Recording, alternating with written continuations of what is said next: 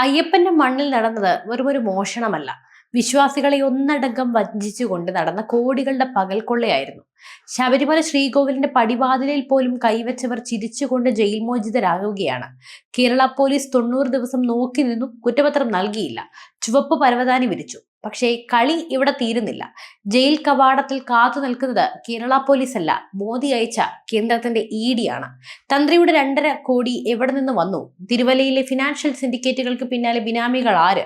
സന്നിധാനത്തെ സ്വർണം ഉരുക്കി മാറ്റിയത് ആരൊക്കെ ചേർന്ന്? ഉത്തരം കിട്ടാത്ത ചോദ്യങ്ങളിലേക്ക് ഇ കടന്നു ചെല്ലുമ്പോൾ കേരളം ഞെട്ടാൻ പോകുന്ന വെളിപ്പെടുത്തലുകൾ വരാനിരിക്കുന്നതേയുള്ളൂ.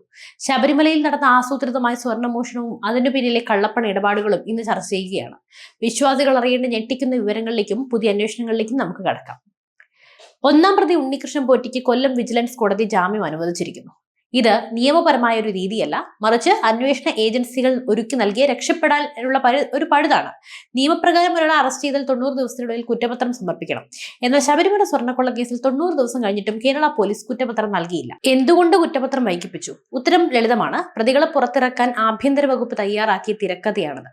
മുരാരി ബാബുവിനും സുധീഷ് കുമാറിനും പിന്നാലെ പോറ്റിയും പുറത്തിറങ്ങുമ്പോൾ തോൽക്കുന്നത് കേരളത്തിലെ നീതിന്യായ വ്യവസ്ഥയും ഭക്തരുടെ വിശ്വാസവുമാണ്. മോഷണം നടന്നത് എങ്ങനെ? 2019 ഗൂഢാലോചന. ദ്വാരപാലക ശില്പങ്ങളിൽ സ്വർണം പൂശാനെന്ന വ്യാജേനയാണ് കളി തുടങ്ങുന്നത്. സ്പോൺസറെ മുൻനിർത്തി ദേവസ്വം ഉദ്യോഗസ്ഥരുടെ ഒത്താശയോടെ സന്നിധാനത്തെ സ്വർണ്ണപ്പാളികൾ പുറത്തേക്ക് കടത്തി. പവിത്രമായ ശ്രീകോവിലിന്റെ കട്ടിളപ്പാളിയിൽ പോലും തൊടാൻ ഈ സംഘത്തിന് ധൈര്യം ലഭിച്ചത് ഉന്നത രാഷ്ട്രീയ ബന്ധങ്ങൾ കൊണ്ടാണ്. ദ്വാരപാലക ശില്പങ്ങളിലെ യഥാർത്ഥ സ്വർണം മാറ്റി പകരം വ്യാജലോഹം വെച്ച കേസിലും ഇതേ പോറ്റി പ്രതിയാണ്. എന്തായാലും എൻഫോഴ്സ്മെന്റ് ഡയറക്ടറേറ്റ് വരുന്നു, സീൻ മാറുന്നു. കേരള പോലീസ് ഈ കേസിനെ വെറും ഒരു മോഷണമായി ഒതുക്കി തീർക്കാൻ നോക്കിയപ്പോൾ ഇതൊരു വമ്പൻ സ്വർണ്ണ കള്ള ഇടപാടായിട്ടാണ് ഇ കാണുന്നത്. പോറ്റിയുടെ പേരിൽ മാത്രം 1.5 കോടി രൂപയുടെ സ്വത്തുക്കൾ ഇ നേരത്തെ മരവിപ്പിച്ചു കഴിഞ്ഞു. ഒരു സാധാരണ ഉദ്യോഗസ്ഥന് ഇത്രയും സ്വത്ത് എവിടെ നിന്ന് വന്നു? ഇതിന്റെ പേരുകൾ തേടിയാണ് ഇ ഇപ്പോൾ തിരുവല്ലയിൽ എത്തിയിരിക്കുന്നത്. കേരള കോൺഗ്രസ് മുൻ നേതാവ് NM രാജുവിന്റെ ഉടമസ്ഥതയിലുള്ള നെടുമ്പറമ്പിൽ ക്രെഡിറ്റ് സിൻഡിക്കേറ്റിലെ റെയ്ഡ് നിർണായകമാണ്.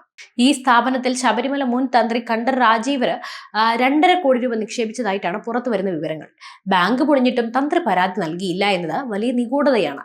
ഈ പണം ശബരിമലയിലെ സ്വർണം വിറ്റ് കിട്ടിയ വിഹിതമാണോ എന്നതാണ് ഇ ഡിയുടെ പ്രധാന സംശയം.